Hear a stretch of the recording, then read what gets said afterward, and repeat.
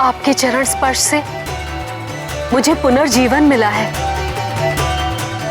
आप मेरे लिए नारायण स्वरूप है प्रभु।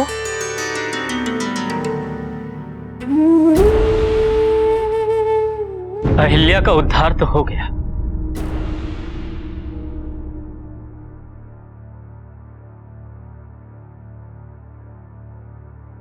स्वामी,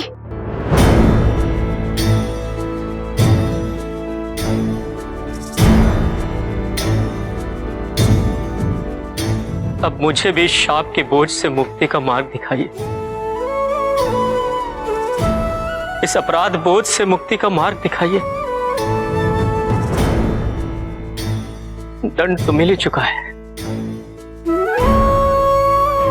अपनी पत्नी से इतने वर्षों का वियोग। ऋषि गौतम, आपको इस श्राप से मुक्ति केवल अहिल्या ही दे सकती है। यदि अपराध बोध है तो उनसे ही क्षमा मांगे।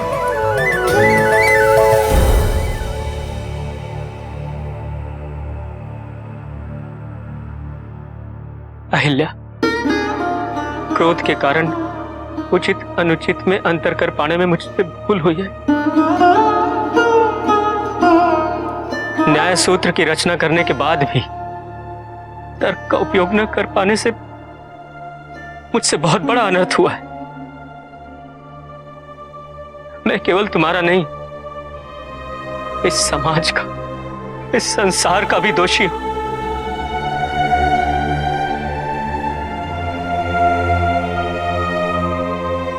क्षमा कर दो। नहीं स्वामी नहीं, ये क्या कर रहे हैं आप? इतने वर्षों इस अपराध बोध की अनुभूति के साथ जीवन व्यतीत किया है आपने। यही प्रायश्चित है। और देखिए ना स्वामी, आपका अभिशाप मेरे लिए वरदान सिद्ध हो गया। अन्यथा मुझे दशरथ पुत्र श्री राम के दर्शन कैसे होते? उनके चरण कमल यहां कैसे पड़ते स्वामी?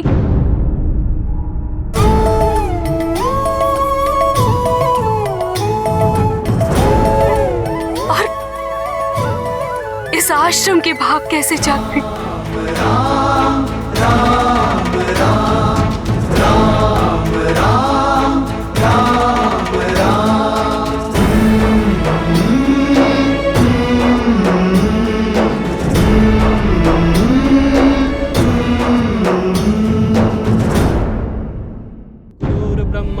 गुरुर्विष्णु गुरुर्देवो महेश्वरा गुरुर्साक्षात् परम ब्रह्म तस्मै श्री गुरुवे नमः।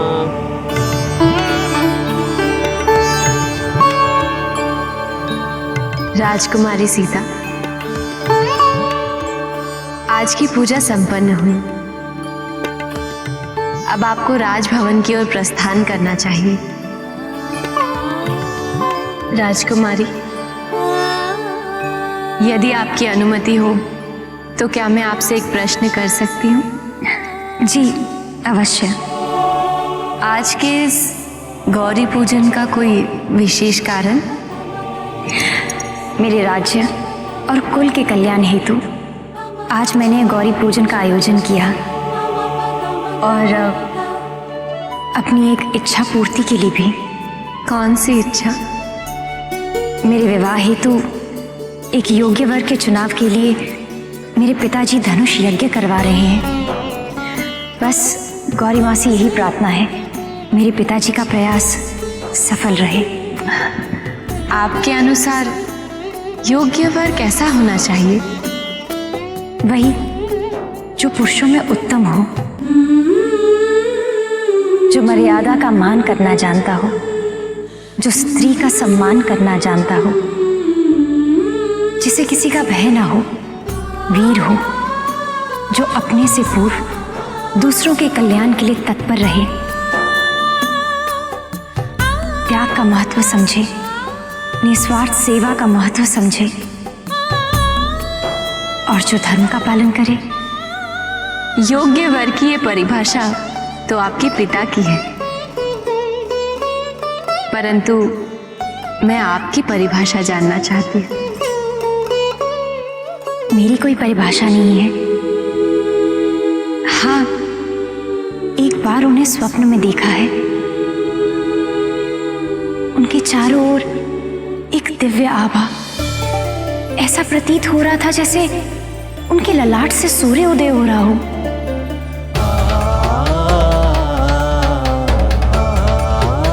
मेरी केवल यही इच्छा है, वो जो भी हो, जहां भी हो,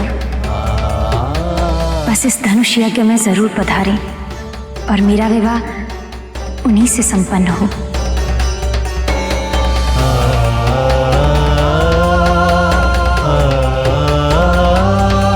हे गौरी मैया, मेरे इस भवन में अब शीघ्र उनका पदार्पण हो।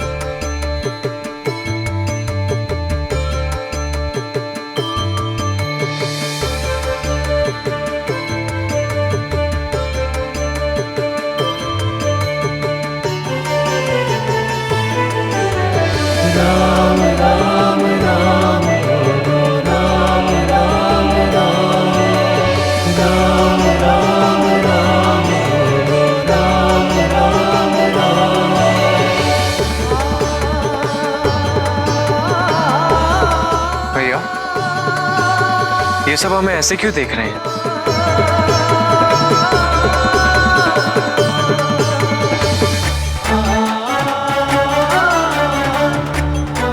भैया,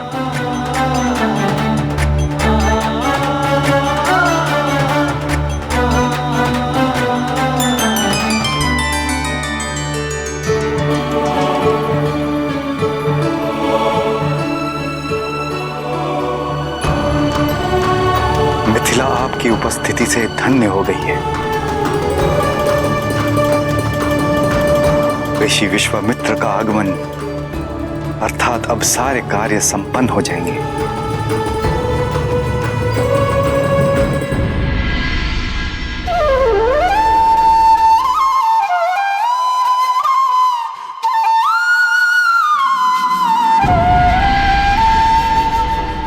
राजर्षि जनक को राम की दिव्यता का आभास हो गया है।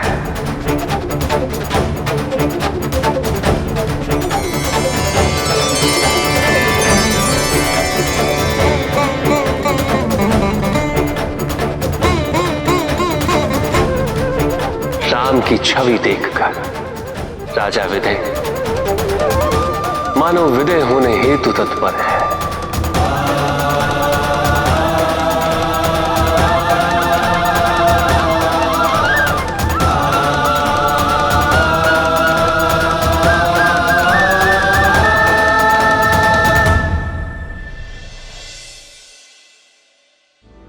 अयोध्या नरेश राजा दशरथ के पुत्र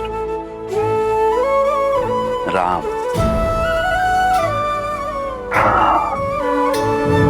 रघुपति राघव राजा राम, परम कृपालु दया निधान। रघुपति राघव राजा राम, परम कृपालु दया निधान। ताड़का वध हेतु मैं इन्हें राजा दशरथ से मांग के लाया था, प्रशिक्षित किया। तत्पश्चात इन्होंने ताड़का का वध करके मेरे यज्ञ को संपन्न किया। राम राम राम राम। और मुझे ही नहीं, अपने कुल को भी गौरवान्वित किया। तत्पश्चात आपके द्वारा आयोजित धनुष यज्ञ की सूचना हमें प्राप्त हुई, इसलिए हम मिथिला चले। मैं मिथिला नरेश जनक आप दोनों का स्वागत करता हूं इस धनुष यज्ञ में।